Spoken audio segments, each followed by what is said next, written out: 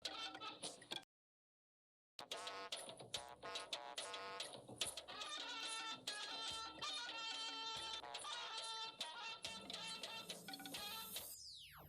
pleased with what I have seen.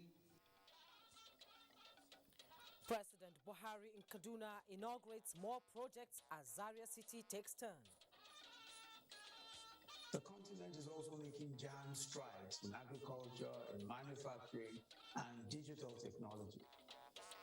Vice President Yemi Osinbajo canvasses partnership to accelerate Africa's efforts at renewable energy and climate change. I have killed their daughters. I seriously have regrets. Even the moment this girl is dying, I was in shock. Kano State Police parades the suspected murderer of a 5-year-old pupil as government closes school involved. Also tonight, CAF holds 2023 AFCON draws, 24 hours before FIFA World Cup qualifiers draw. Good evening. This is NTA Network News. We are live in Abuja. I am Jummai Yusuf. Tonight, Adiola Kamekere is in Lagos and Jenny Bassi will be joining us from Port Harcourt. Welcome. President Muhammadu Buhari has formally given his verdict on the urban renewal initiative of the El-Rufai administration in Kaduna State, saying, "Seeing is believing." This was at the palace of the Emir of Zozo during the court's visit after inaugurating more infrastructure projects in Zaria executed by the state government. State House correspondent Adam Sambo has details. This is President Muhammadu Buhari's second visit to Zaria, northern Kaduna, since coming to power in 2015. And Zazagawa, as the people are called, turned out massively to proudly associate with his leadership that impacted positively on their lives. The lack of potable water and effective healthcare services as fundamental problems of the area have been addressed since his last visit.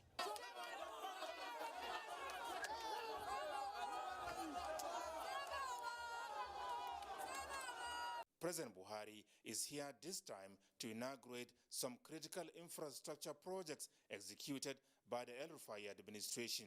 One of them, the 3,400 shops remodeled Sabongari Market, one of the oldest in Kaduna State. 300 million naira compensation was paid to relocate the traders for the reconstruction work, and they were given the right of first refusal for shops in the new market on rent-to-own basis. The president also inaugurated Circular Road with 2 spur on River and Kufena roads, as well as Queen Elizabeth Drive, which apart from environmental beautification also added value to the area. The roads were part of the several others already completed in Zaria as part of the Urban Renewal Initiative.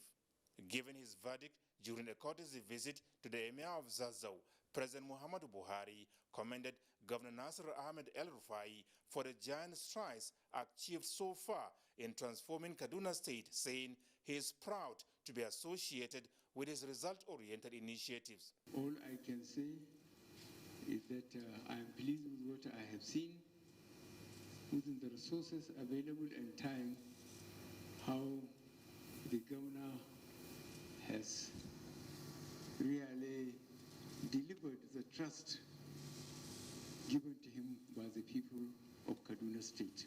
Gani ya Kuriji.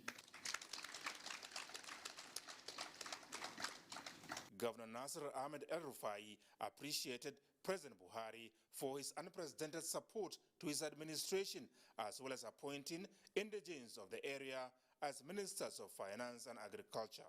We are only able to do these projects because Mr. President supported our government very strongly. The people of this emirate love you very, very much, because who you are, what you are, is exactly the values of the people of Zazzau Emirate. One thing that any true Bazazaki never does, sir, is embezzle public funds. So in that respect, we are with you. We are Buharists all through. I'm proud to stand before you here today to say that there was a huge intervention in Ahmadu Bello University Teaching Hospital. We're happy, and I can assure you entire people of Zaria and the neighboring states are very happy with the intervention there. Zaria, for the first time, we have very, very good road network, which I believe we must have passed through those roads before coming here. So we are grateful. Emir Ahmad Nuhu Bamali said the people in his domain will be very grateful if the president will thank and bless the governor for the gigantic legacy projects across the emirate, which he described as the gateway to all the states in the northwest and the neighboring Niger Republic. From Kaduna, Adamu Sambo, NTA News. Vice President Yemi Osinbajo and 11 other world leaders this Friday delivered special speeches at a virtual 2022 World Economic Forum.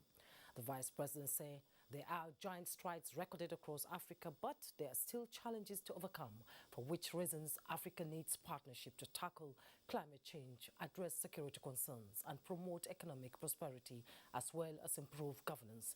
State House correspondent Jide Onifade tells us more.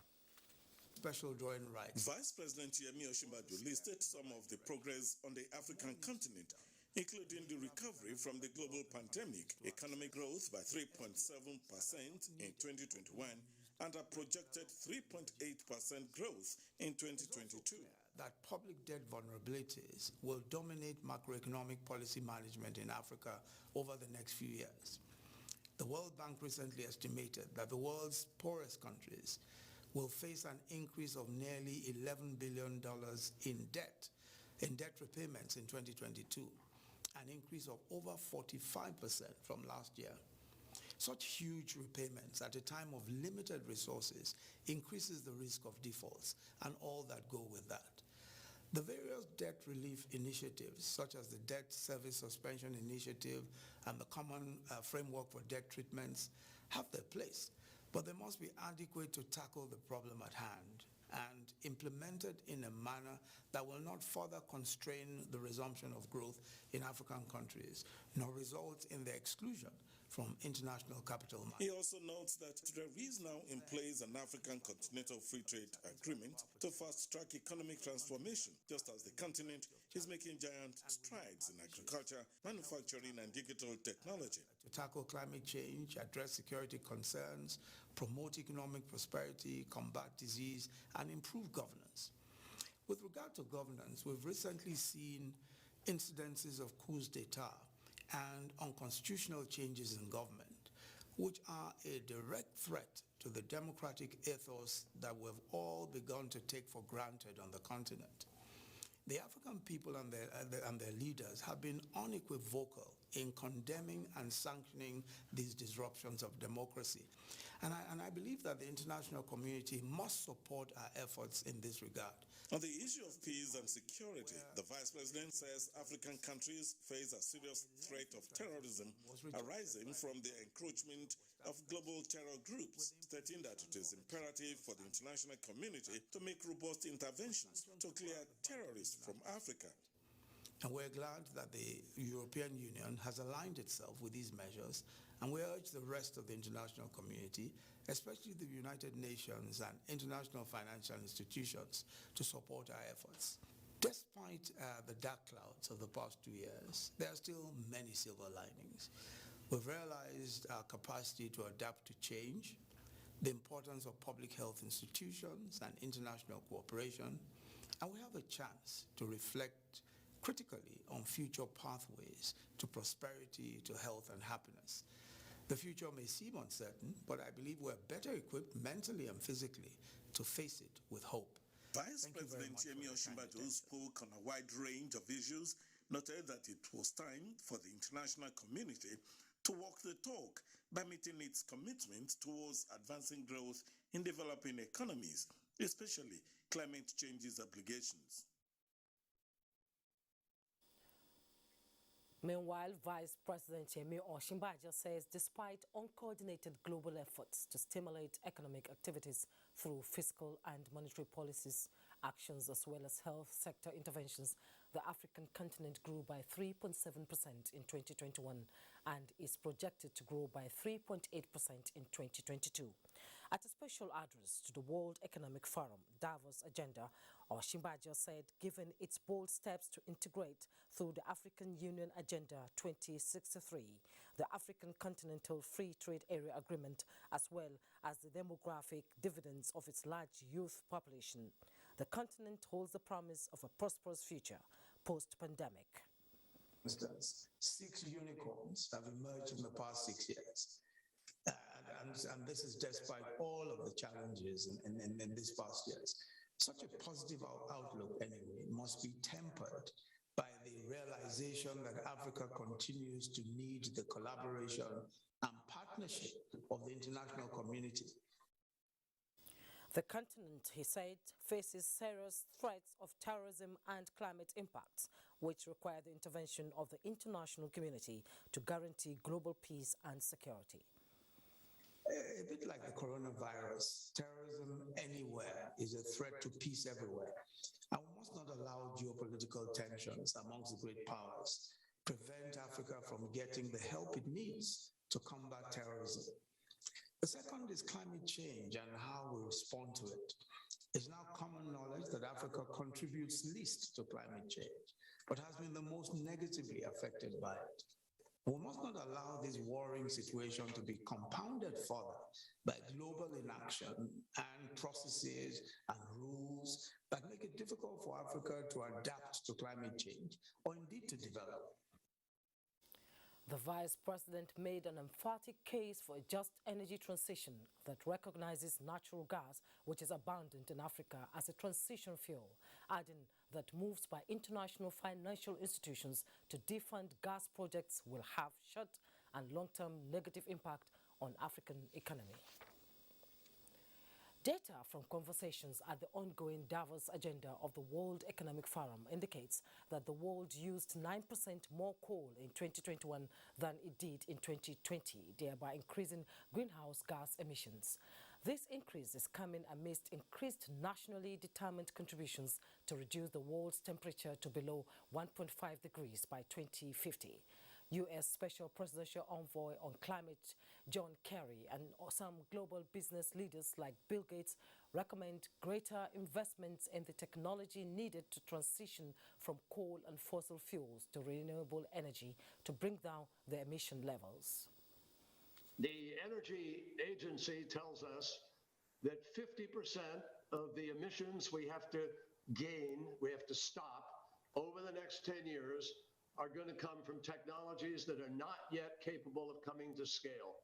So we need a massive effort of investment by governments and by the private sector to send the message that will accelerate bringing these technologies to scale. Well, the rich countries have to play a central role, both funding R&D and having policies. In some cases, carbon taxes will be used to drive the demand for these clean products. At a session on accelerating and scaling up climate innovations, participants at the Davos Agenda Dialogues also recommend carbon pricing and using available technology to solve the carbon problem. We're talking about major transformation in energy, industry, transportation at the same time. And the regulatory framework needs to facilitate this and make sure we don't exclude any fossil-free technologies beforehand, like small modular nuclear reactors, for example, which can play an important role here. Support from developed countries to the developing world is deemed crucial in the scaling of climate innovations. Now, no matter the challenge or resource constraint, people need to know that their government will always be in a position to support and make provisions for them. This was the assertion made by Vice President Yemi Osinbajo when he received a delegation from the United Nations Office for the Coordinator of Humanitarian Affairs, led by the Under-Secretary Emergency Response Coordinator, Martin Griffiths. The Vice President acknowledged that the experience the United Nations Office Coordinator on Humanitarian Affairs brings to the table is one of dealing with conflicts and problems, not just humanitarian concerns, but the political concerns in delivering humanitarian assistance, on the need to effectively end insurgency. The Vice President observed that the international community must mobilize and deal with ISIS, stressing that Africa and especially the Sahel really need to have that kind of decisive action. The Emergency Response Coordinator, Martin Griffiths, reassured that his office is here to support government institutions of Nigeria to help people affected by humanitarian crisis. He said the 2022 budget has increased to about $1.2 billion for the overall plan. Let's bring you up to speed with other stories making the rounds. As stakeholders of the All Progressives Congress have raised the frequency consultative engagements towards a heat-free national convention, Saliu Gwanara reports that the stakeholders are equally preaching the spirit of sportsmanship amongst those aspiring for elective national offices. While party members await the announcement of strategic committees for the February 26, 2022 National Convention, these stakeholders believe that the pre-convention activities should be towards developing ideas in building the party structures ahead of future elections. And whosoever, the party men and women, the leaders, all of us, sit down and agree that this will be our presidential candidate, I will stand behind that and lead the campaign. And I wanted us to help the president so that he can hand over to an APC man as a president. To this end, all the party organs, officers, and stakeholders need to work in harmony to consolidate our position as the dominant and ruling party in Nigeria. They are desirous of building a formidable platform at the forthcoming February 26 National Convention by electing leaders who will sustain the party's leadership legacy. In Abuja, Saliu Gwanara, NTA News.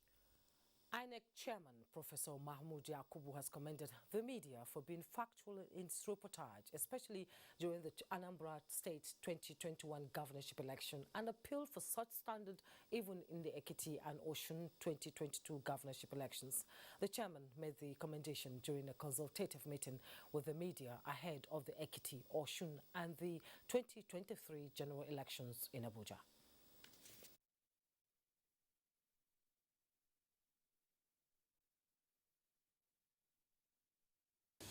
We also look forward to strengthening this partnership, especially as we continue to conduct more off-cycle and by-elections this year and implement critical activities towards the 2023 general elections, which is just 393 days away. National Treasurer of the NUJ, Dele Atumbi, who stood in for the NUJ chairman, promised the union's continued support in reforming the nation's electoral process.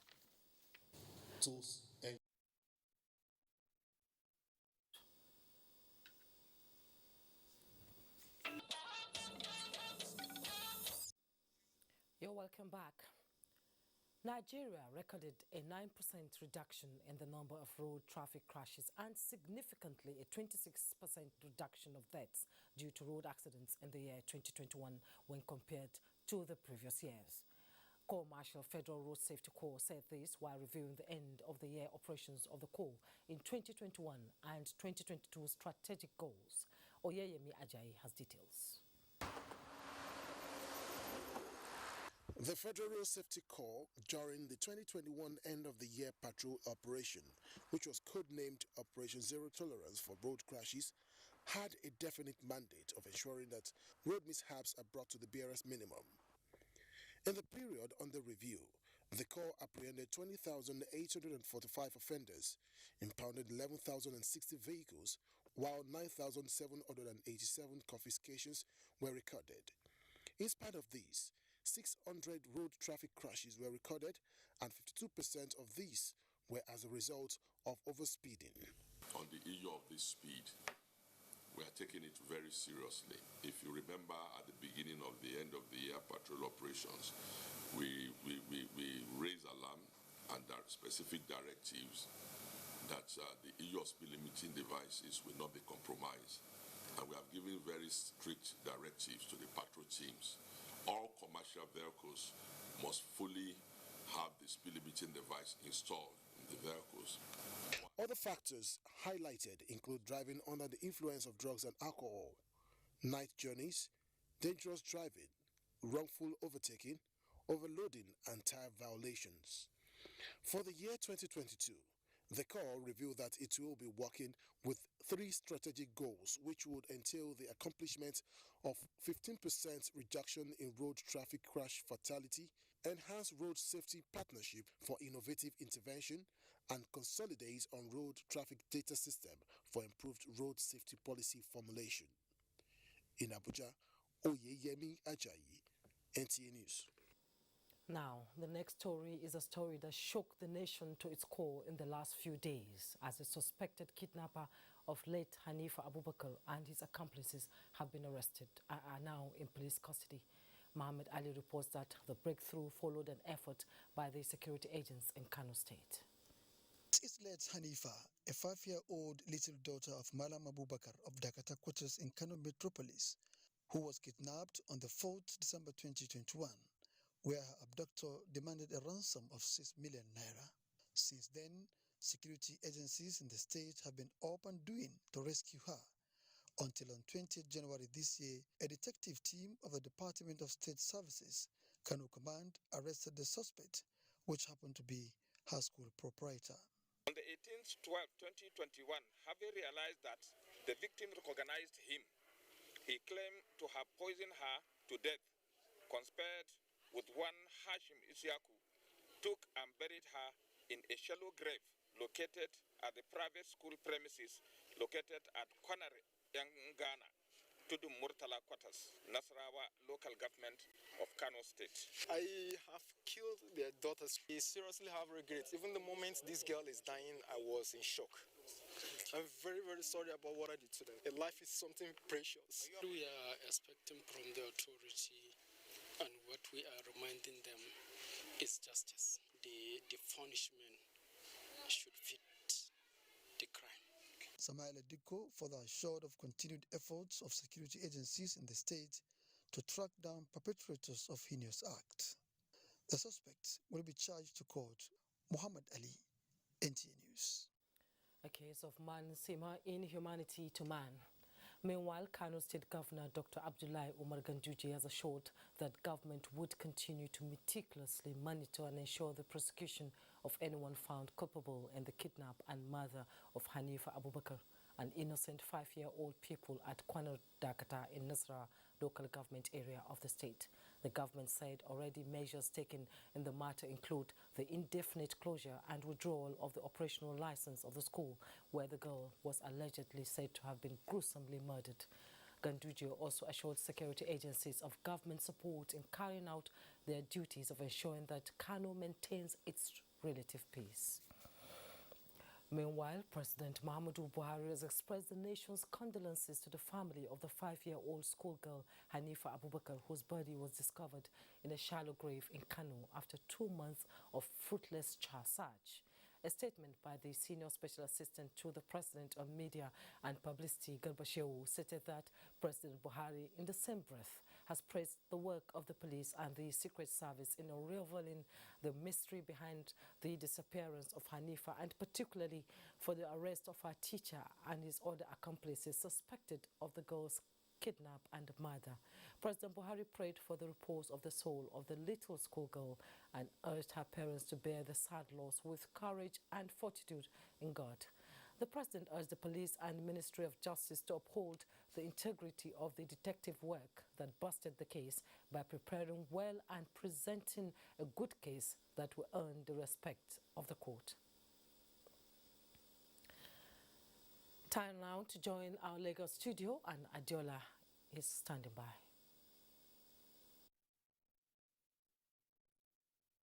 Thank you, Jumai.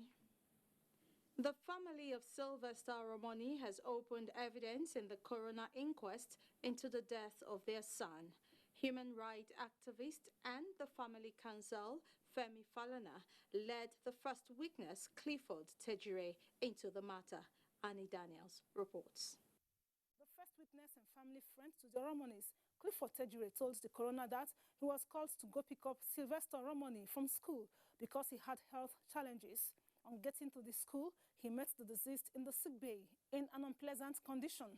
adding that he expected the school to have taken him to a proper medical facility. Clifford Tejure said although there were no surface injuries on the deceased, he however complained of persistent pains on his foot, which prompted him to take the deceased for an x-ray because he felt the pain expressed by the deceased was a regular one. He was afterwards asked to get a hot balm and painkiller, which he administered on the deceased after taking him home. He explained that this didn't stop the pain, even all through the night. When asked why he didn't take the deceased to a proper medical facility, the first witness said it was because the Oromonis didn't ask him to do so and was aware they were coming to see the deceased in Lagos. The first witness also informed the coroner that the deceased's condition got worse 2 days after, and while in his care, he began to develop blisters on his lips with persistent pain until he was taken to Warri by road because there was no available flight on that day. The first witness was cross-examined by the state and afterwards counsels to the school and accused students. While cross-examining the witness, loopholes were found in his statement, and that includes his inability to take the deceased to a proper medical health facility, as well as taking the deceased all the way from Lagos to Warri by road, when they would have gone by air, even if the witness had said there was no flight from Lagos to Warri on that day. It was suggested that he would have gone via a neighboring state. Meanwhile, the case has been adjourned till 27th and 28th of January 2022 in Lagos. Annie Daniels, NTA News. Determination, perseverance, and resilience are keys to the success story of the University of Lagos. This was evident when members of staff who have contributed immensely to the development of young minds of the institution were honored at a long service award ceremony. Lynn Leneke reports.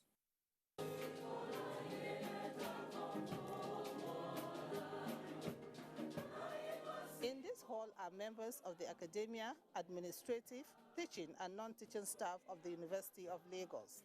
They are here to take stock, review and improve on the service delivery of the institution. Retired staff and those about to bow out of the system in no distant time and have contributed in no small measure to the advancement of the institution are about to be rewarded. The university authorities say it is committed to providing the much-needed environment for excellence through research and manpower development.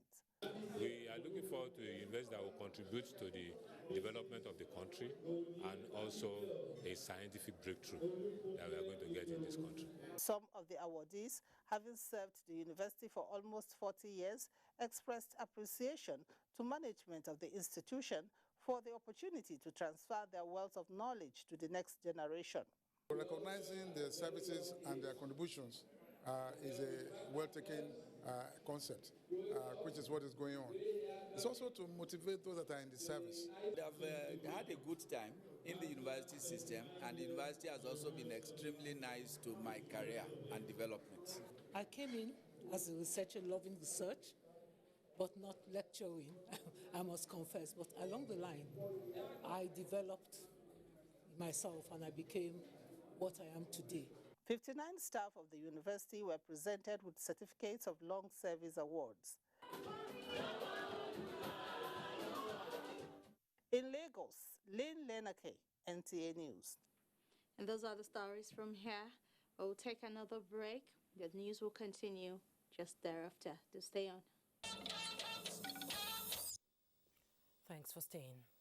The Nigeria Liquefied Natural Gas NLNG has signed a memorandum of understanding with Rivers State University Teaching Hospital for the construction and equipping of the institution's infectious disease unit. The MOU was signed by the General Manager, External Relations and Sustainable Development, Andy Ode, and Chairman, Board of Directors, Rivers State University Teaching Hospital, Dr. Friday Nimi-Hart in Port Harcourt. Jenny Bassi has a report. Virus and other infectious diseases negatively impacted health in Nigeria. This has remained a public health concern. To change the narrative and reduce the economic burden associated with the scourge, Nigeria Liquefied Natural Gas, in collaboration with the Rivers State University Teaching Hospital, has signed a memorandum of understanding to construct and equip infectious disease unit in the institution. General Manager, External Relations and Sustainable Development, Andy Ode, says The infectious disease unit will set a precedent towards achieving the sustainable development goals which align with the company's vision of helping to build a better Nigeria. Coming here today, I believe it's a continuation of what we've been doing in the past. So for 20 years and more, we have done what we've done, not because LNG stands alone and want to be identified as the only provider of support to the River State government, but because we see opportunity in dialoguing, in collaborating to deliver what is expected in terms of healthcare. Chairman, Board of Directors, Rivers State University Teaching Hospital, Dr. Friday Nimi Hart, commended the effort of NLNG to meet its social responsibility in helping to improve the health system. When we finish, I can assure you that we have the capacity to sustain this project. Government cannot do everything. There's need for government, for organizations such as NLNG to partner with government.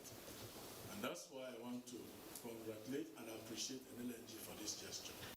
There was an official signing of an MOU and inspection of the infectious disease unit site in Port Harcourt. Jenny Passy, NTA News. The Federal Inland Revenue Service, FIRS, says it will continue to adopt innovations and strategies to encourage voluntary tax compliance and boost government revenue. The executive chairman of the FIRS, Mohammed Nami, made the pledge as he received the president of the Chartered Institute of Taxation of Nigeria, Adeshino Adedayo, on a visit. Nami noted that the FIRS in the new year will focus its activities on implementing the Finance Act 2022 amendments with respect to taxing the digital space.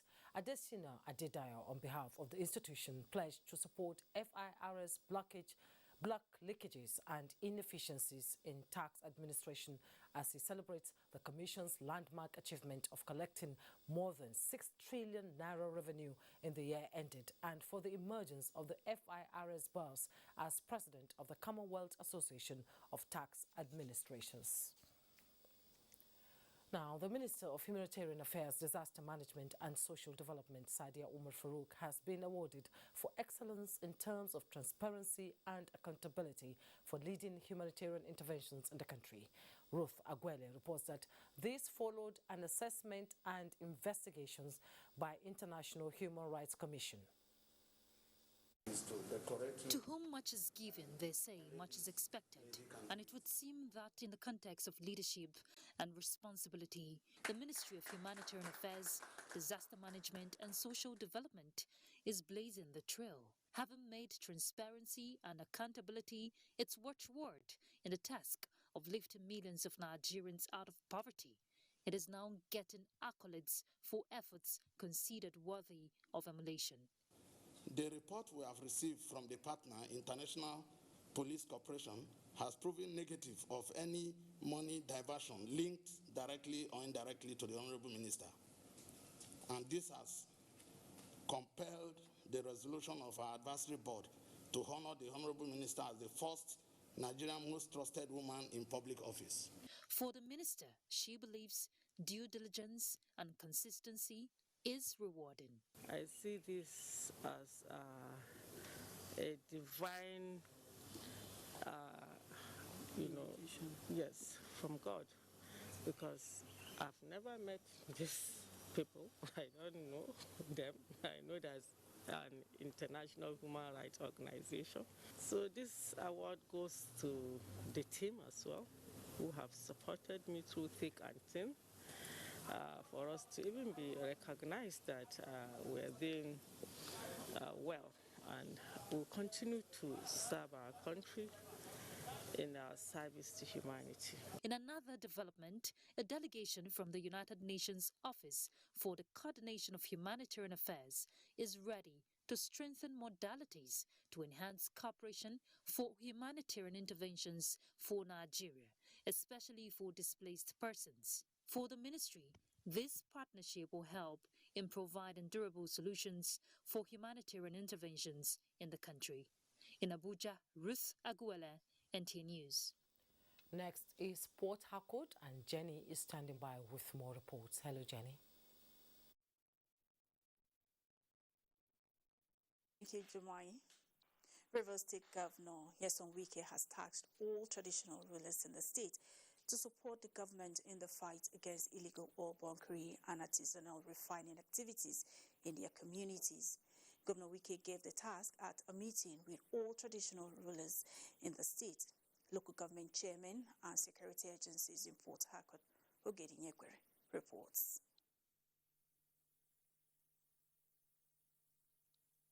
Given the economic and health implications of a polluted environment arising from suits in the state, the Rivers State government is out to fight the menace of illegal oil bunkering and artisanal refining across the state.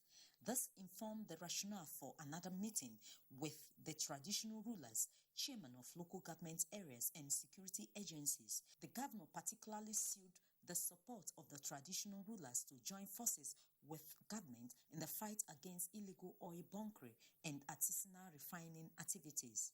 On the issue of the money, the state government promised to the local government chairman to carry out operations on the destruction of illegal crude oil refining sites in their localities. Governor Wike advised them to be prudent in spending the money to ensure that the assignments are executed to the letter. Governor Wike berated the police in the state for allegedly not showing much commitment in bringing the kingpins of these antisocial activities to book, alluding to the alleged involvement of some security personnel in the illegal activities as may be responsible for their lack of commitment. In Port Harcourt, Ogedinyekwe, NTA News. In another development, the fight against illegal oil bunkering and smuggling on the waterways is receiving a boost as the Nigeria Customs Service launches sophisticated surveillance gunboats for its operations in Rivers State.